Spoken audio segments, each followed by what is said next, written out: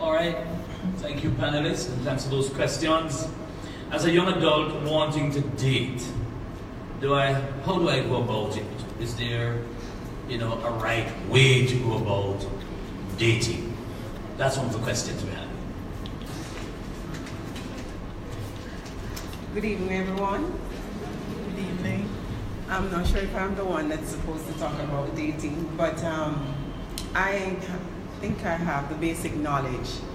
First of all, I know that young people, it depends on your age, because as a matter of fact, young people start dating from age 12. At age 12, persons start dating. Yes, seen someone. Yes, even babies, they will come home and they say, this is my girlfriend or this is my boyfriend or whatever. But I think that there is a specific age for dating. I would say 16. That's I would say 16. For me, if I have a child, probably I might restrict him or her until they finish high school, because I would really want that person, my daughter or my son, to focus on his or her education, which is utmost.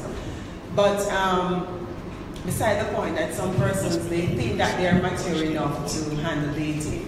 How do I go about dating? First of all, I don't think at age 16 you should get into anything that is serious. Securing friendship is a good thing, and so on. And you remember that your books will be your priority. Don't get involved in any relationship that will lead to sex. Because the thing is that if you get hooked on this guy or you get hooked on this girl, and so on, and then what if both of you are sexually weak? You'll find yourself doing things that are not really supposed to be happening, and so on. So if you believe that you are that type of person, I will encourage you to participate in church more often, get advice from your elders, how you can go about dating, or I'm interested in this guy, I'm interested in this girl, and so on. How do I, operate in this relationship, and so on. For me, first of all, you must know what you want to see in a guy. You must know what you want to see in a girl. You must know if this guy can be your husband or if this woman can be your wife, and so on. What are the qualities that you're looking for? And nowadays, I don't know if it is within the church, right? I might say that it's within the church. We want certain people of a certain prestige. You must drive a car, right? You must own a home. We like ready-made people. Are ready-made man, ready-made woman, and so on. But it is good for you to start with someone that is equal to you. If God bless you with a rich man or a rich woman, fine. You understand me? Because some people born with old spoon in their mouth. But do not, seek after these things, these people with wealth, and so on. Because sometimes they don't really, really need you. You understand me? They only want what you have. And the moment they get you, they leave you. So dating, wait until you reach an age, mature age of probably 18, and so on. And then make sure that the guy or the girl, they respect you, respect your body, respect what you believe in, and so on.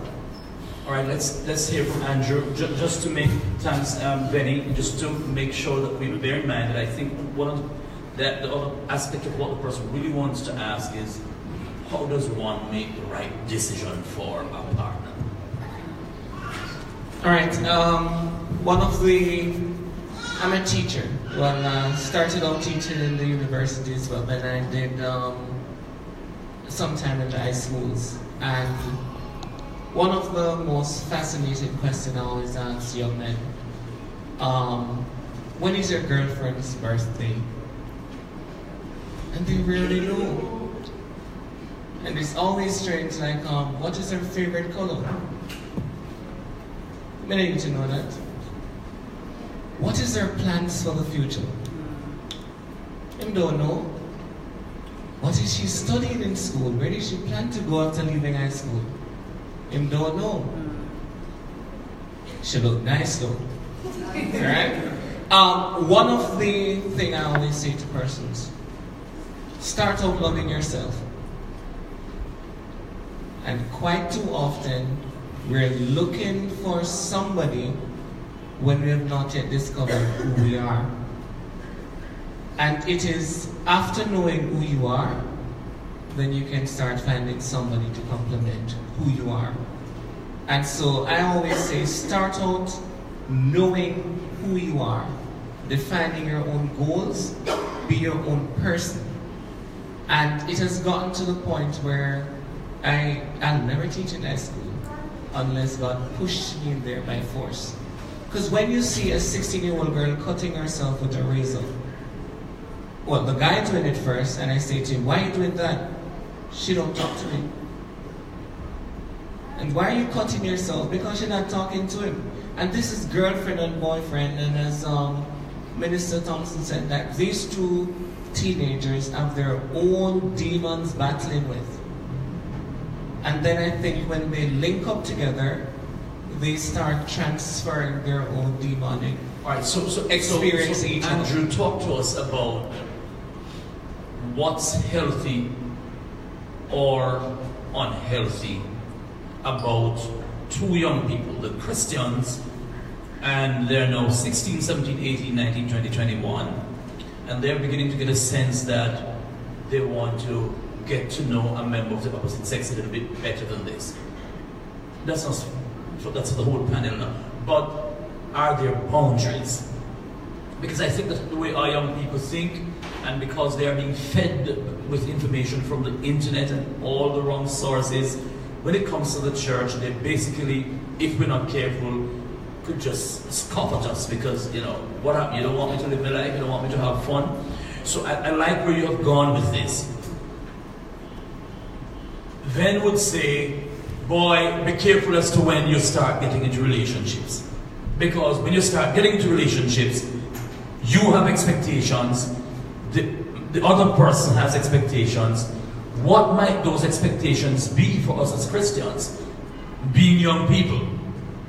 So you talk about the important, probably the most important factor as far as I'm concerned, where at 16 onwards to, let's say, 2022, 2023, that we need to start paying attention to getting to know ourselves. I would love for you to weigh in on that a little bit more for us. The whole aspect of getting to know who I am, you know, that kind of thing. All right, I go back to that, Pastor, that I like the idea when people know themselves. Because there are some things a woman won't stand for if she really knows herself.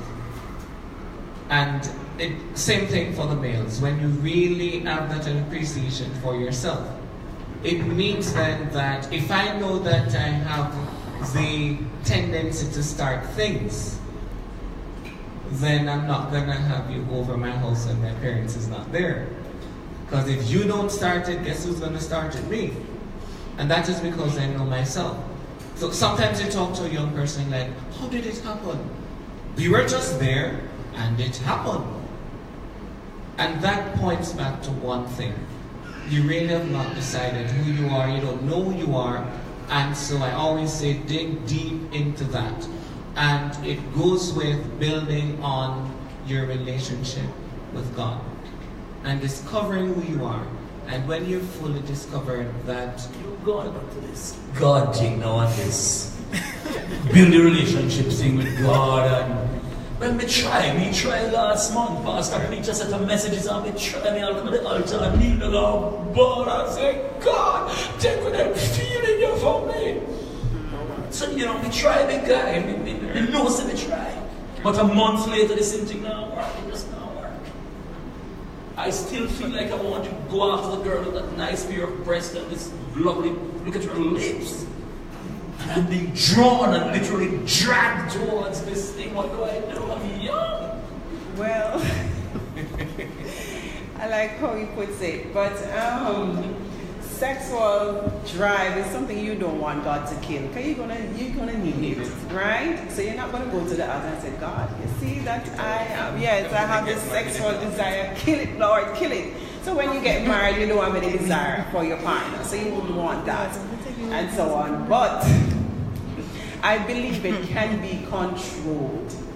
And it goes right back to what Pastor said and Reverend said. The Bible said that we must think on things that are just, pure, honest, lovely, and so on. It depends on what you feed your mind with. And if you feed your mind with things that are positive, and I'm not saying that you're not going to have those sexual arousal at times. You know, I am a human, I'm not married, and I do feel it. But what I do to help myself is that I keep myself actively involved. When I leave my house early in the morning and I get home late at night. And when I get home late at night, all I need is just a shower and get into bed. And my day is a routine. So I hardly have time for that, and so on. So it depends on what you do with your time. If you really use your time well and positively, I believe that you will not feed your mind on